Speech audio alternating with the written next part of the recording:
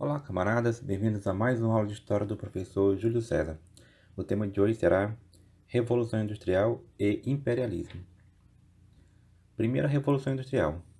A primeira Revolução Industrial ocorreu na Inglaterra entre 1750 e 1850. O marco inicial foi a máquina a vapor, inventada por James Watt na fabricação de tecidos. Houve a substituição da manufatura, que é a produção industrial feita manualmente, pela maquinofatura, que é a produção industrial onde a máquina é o centro do processo produtivo. Entre as principais invenções temos o surgimento da locomotiva, que é um transporte sobre trilhos capaz de conduzir mercadorias e pessoas. Características da primeira revolução industrial: livre mercado e livre concorrência, ou seja, o capitalismo concorrencial. O surgimento da burguesia industrial, predomínio da máquina a vapor, a urbanização. As pessoas saíram da zona rural e passaram a morar nas cidades em busca de empregos. Grande concentração de riqueza nas mãos da burguesia e superexploração da classe operária. Inicialmente não existiam direitos trabalhistas. Primeiras lutas. O ludismo foi o protesto dos trabalhadores quebrando máquinas que eles consideravam as responsáveis por sua miséria. Isso foi no final do século XVIII e início do século XIX. O cartismo, movimento operário que, por meio de uma carta, exigia das autoridades inglesas direitos trabalhistas. Isso foi no século XIX. Socialismo utópico. Líderes pequenos burgueses que propunham mudanças em defesa dos trabalhadores, mas que não alteravam a essência do capitalismo. Segunda Revolução Industrial, entre 1850 e 1950. Por volta de 1850, tem início a Segunda Revolução Industrial. Se na primeira fase a industrialização estava restrita à Inglaterra, na segunda fase esse processo espalhou-se por outros países como França, Alemanha, Bélgica, Itália, Japão e Estados Unidos. Foi um período de grandes invenções e descobertas científicas, com o início da substituição da máquina a vapor pelo motor de combustão interna, o que permitiu o uso econômico do petróleo e a produção em massa de automóveis, inventado pelos alemães Carl Benz e Gottlieb Daimler em 1886. A pilha elétrica foi inventada por volta de 1800 pelo italiano Alessandro Volta. A vulcanização da borracha foi uma técnica desenvolvida pelo norte-americano Charles Goodyear em 1839. A fabricação do aço foi desenvolvida através da técnica criada pelo inventor britânico Henry Bessemer em 1856. O cinema foi inventado pelos irmãos franceses Louis e Auguste Lumière em 1895. A lâmpada elétrica foi inventada pelo norte-americano Thomas Alva Edison em 1879. O motor de indução foi inventado por Nikola Tesla em 1888, o que permitiu o uso da corrente alternada, proporcionando a produção de energia elétrica para abastecer grandes populações. Em 1865, o escocês Alexander Graham Bell inventou o telefone. Em 1844, o norte-americano Samuel Morse inventou o telégrafo. Características da Segunda Revolução Industrial: capitalismo monopolista. As grandes empresas venceram a concorrência e as pequenas empresas foram à falência. Assim surgiram as grandes corporações. Capitalismo financeiro. Foi a união do capital industrial com o capital bancário. Imperialismo. Domínio de um Estado-nação sobre outros em nome do capital. Monopólio. As grandes empresas se organizaram em monopólios através de três mecanismos: holding, trust e cartel. Holding ocorre quando uma grande empresa controla a maioria das ações de outras empresas. Trust é a fusão de empresas do mesmo ramo. Cartel ocorre quando as grandes empresas fazem acordo controlando a produção e os preços dos produtos.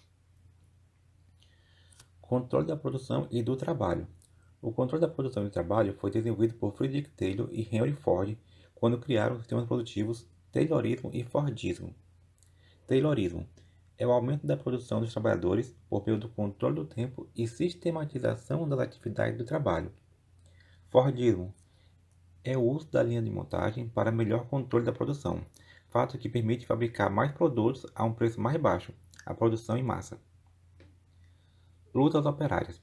Nessa época, as lutas operárias eram organizadas seguindo dois importantes movimentos políticos, o anarquismo e o socialismo científico.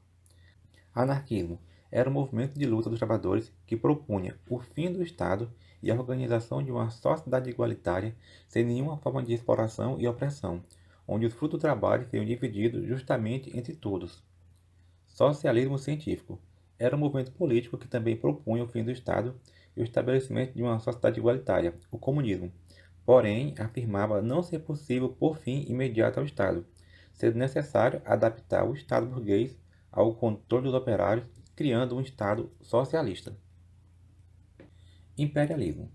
Lenin percebeu que o imperialismo era a fase superior do capitalismo, ou seja, não era apenas uma política passageira, era a essência do sistema, a busca de riquezas por meio do domínio das nações tecnologicamente menos desenvolvidas pelas mais desenvolvidas. Neocolonialismo ou imperialismo. Ocorreu quando as grandes nações industrializadas passaram a invadir as nações mais atrasadas nos continentes africano e asiático. O objetivo do imperialismo para nações industrialmente desenvolvidas era obter matérias-primas, mercados consumidores e mão de obra farta e barata para aumentar seus lucros. As consequências do imperialismo foram pobreza na África e na Ásia até os dias atuais, aumento das desigualdades e da dependência econômica entre os continentes, guerras de âmbito mundial. Justificativas ideológicas para o imperialismo. Darwinismo social, ou seja, a deturpação das ideias evolucionistas do cientista inglês Charles Darwin. Por essa ideologia, os povos brancos europeus estariam mais evoluídos do que os outros povos e teriam a missão de levar a civilização para os continentes atrasados. Determinismo geográfico. Era uma hipótese segundo a qual os países de clima temperado seriam, por esse motivo, mais desenvolvidos que os de clima tropical. Racismo era uma ideologia, ou seja, uma falsa explicação da realidade que afirmava a superioridade de algumas raças humanas sobre outras.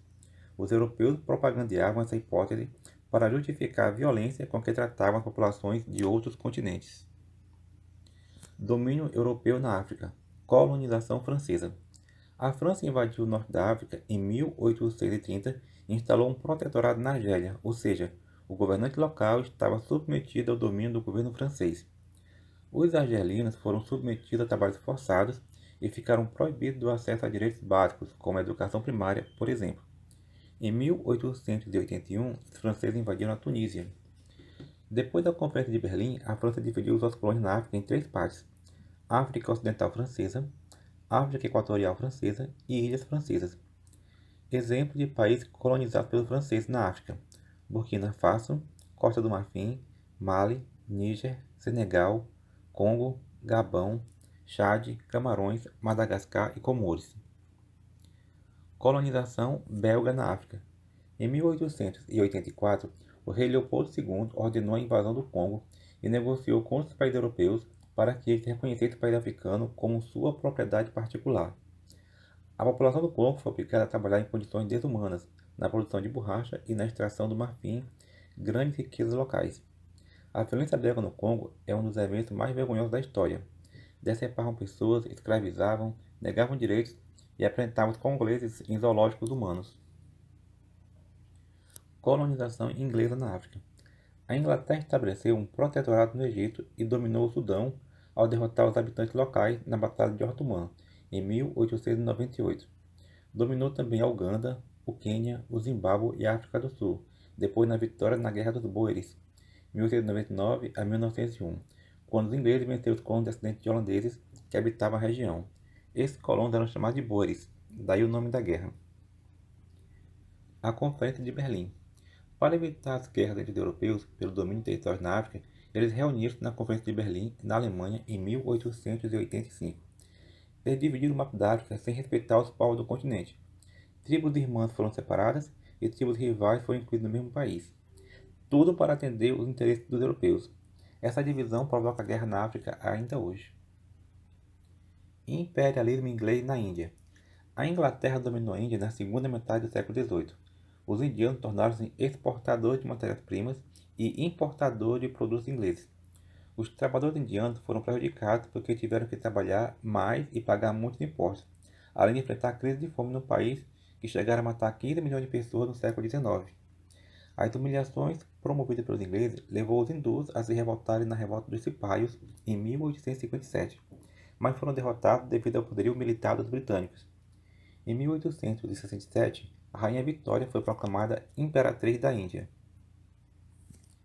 Imperialismo inglês na China. A civilização chinesa é uma das mais antigas do mundo.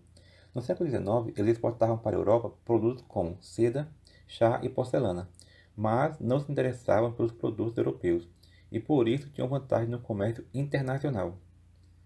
Os ingleses descobriram um produto que poderia fazer os chineses comprarem em grande quantidade: o ópio, substância extraída da papoula que tem efeito narcótico e viciante. A venda desse produto arruinou a vida de famílias inteiras na China. O governo chinês proibiu o tráfico de ópio e, devido ao silêncio das autoridades inglesas sobre o assunto, decidiu jogar ao mar a carga de ópio que estava em navios ingleses estacionados na China. A Guerra do Ópio. Alegando prejuízos à propriedade privada de seus cidadãos, o governo inglês declarou uma guerra à China que ficou conhecida como a Guerra do Ópio, de 1809 a 1842. A China foi derrotada e teve que assinar o Tratado de Nanquim, que a obrigava a abrir portos para os ingleses, a pagar prejuízo de guerra e cedia o controle de Hong Kong para a Inglaterra. O Japão e a Era Meiji. Em 1867, assume o poder no Japão o imperador Meiji Mutsuhito, que em seu governo promove uma série de melhorias na economia, na política e na sociedade japonesa. Abertura dos portos ao comércio internacional, reforma agrária, industrialização, modernização, intercâmbio com o Ocidente, ensino primário obrigatório, criação de universidades, investimento militar, centralização política, criação da moeda nacional, o iene, e o Banco do Japão. Em pouco tempo surgiram os Zaibatsus, grandes conglomerados industriais como Mitsubishi, Mitsui, Sumitomo e Yasuda, que colocaram o Japão no mapa das grandes potências imperialistas mundiais.